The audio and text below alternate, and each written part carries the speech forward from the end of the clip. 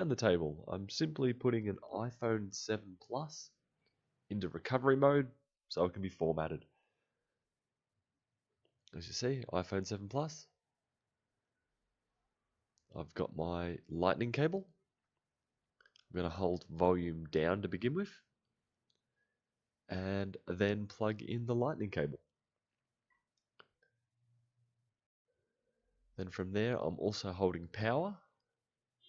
So I've got volume down, power, screen's off. Give it a few more seconds, let go of power, and keep holding volume down. Then with a bit of luck, your computer should acknowledge the phone being connected, and it should be asking to restore it or upgrade it, as we'll see in just a second. There we go.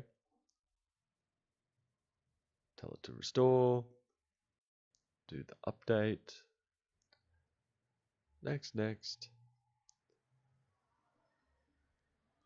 and download going. Black screen on the phone. Excellent. I'll catch you in the next one. Bye.